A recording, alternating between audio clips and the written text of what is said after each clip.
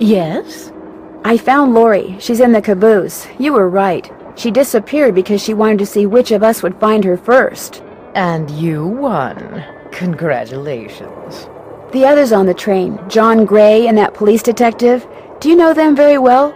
I don't know them at all. Needless to say, I don't watch television, so I've never even seen Mr. Gray before. Although I do know that his profession, if you can call it that, is rife with crackpots. As for Mr. Balducci, from what I've read, his success in solving those robberies was less a matter of talent and more a matter of being in the right place at precisely the right time. Do you think he's a good investigator? No.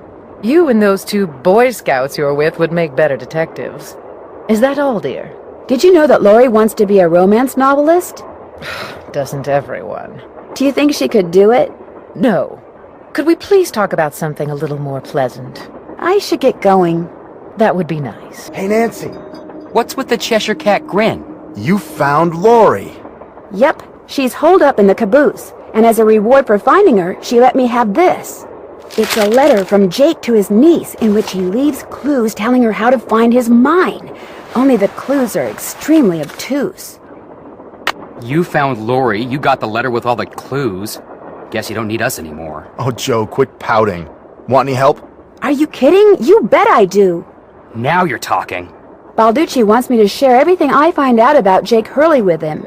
I'll bet he does. He just doesn't want you to show him up again. Yeah, he wants you to do all the legwork so at the last minute, bam, he can swoop in and grab all the credit. I wouldn't tell him a thing, Nance. Unless it's to get lost.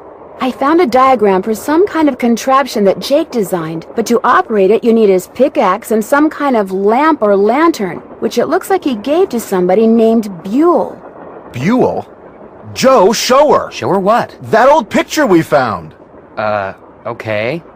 We found this on the bookshelf. See? Buell's Supplies and Pawn Shop. That's gotta be the same Buell Jake gave his axe and lantern to. Yeah, 100 years ago. And the guy was a pawnbroker, Frank. The stuff's probably long gone. Or maybe it's still somewhere in Copper Gorge. Well, that's where we're headed, so let's just hope for the best. Right. It stands to reason that the only person other than Jake who had to have known the location of Jake's mine was the engineer on Jake's train. Very true. Not necessarily. Jake might not have told him the exact location. Maybe he just had him drop him off somewhere nearby. Well, still, we'd be way ahead of the game if we knew where that drop-off point was. It would be nice to know his name. The guy died more than 100 years ago. How are we supposed to find out his name? Maybe Charlena What's-Her-Face could tell us how to go about it. Good idea, Frank. I'll ask her. See you later. You know where to find us. Engineer, this better be Miss Gerard. Well, actually, Forget it.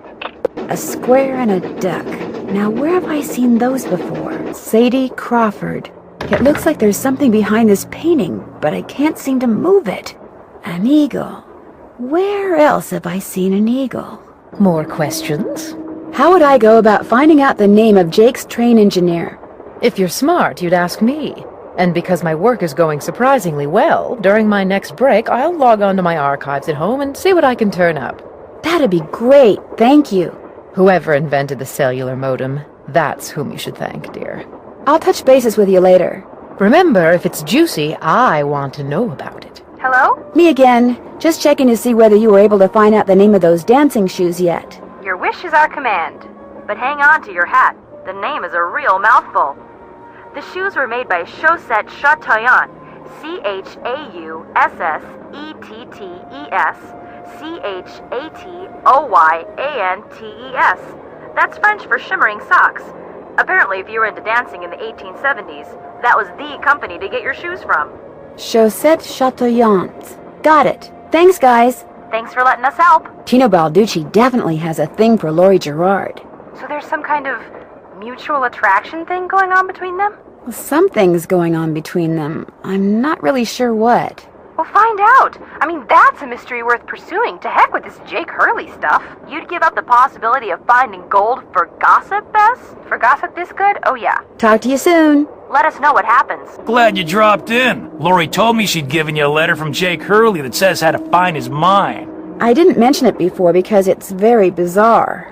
Lori should have given that to me. I mean, I'm the trained professional around here. Let me take a look. I've seen enough. 2 words. Useless. Those are just the rantings of a guy who spent way too much of his life swirling mud around in pans under the hot sun. 5-star nut job. Lori says she found this letter in a wastebasket. Exactly where it belongs. You've been a big help. Anything for a fellow detective. Whoa! Somebody must have thrown the emergency brake. Question is, did somebody throw the brake? Or something? Oh, Joe, now you sound like Lori. Hey, I was the first one on the scene, and I saw no one.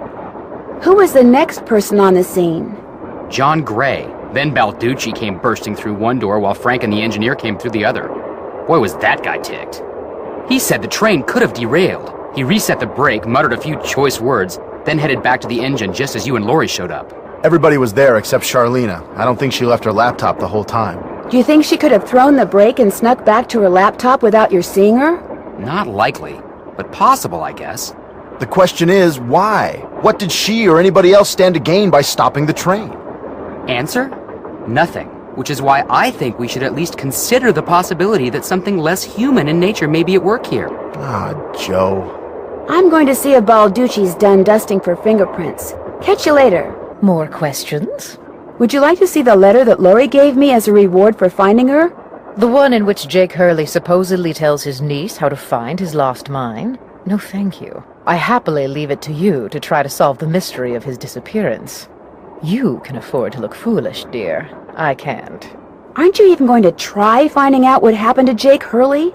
No time. The only reason I haven't insisted that Lori release me from all this silliness is there's always the possibility that what happened to him has the makings of a bestseller, although I highly doubt it. Why are you so sure that Jake's story wouldn't make a bestseller? His story is an all-too-common one. A man wanders off into the desert in search of gold and never returns. Why? He either doesn't have enough food or water, or he encounters hostile natives. But why was his train found out in the middle of nowhere with just the dead engineer on board? That does make the story a little more interesting. My guess is the engineer got tired of waiting for Jake to return, took off in the train to get help, and died of a heart attack along the way, after which the train rolled to a stop in Blue Moon Canyon. Anyone experienced enough to single-handedly run a steam engine would have been quite a bit older than Jake. What do you think happened to Camille? She probably died of something mundane like pneumonia or even measles.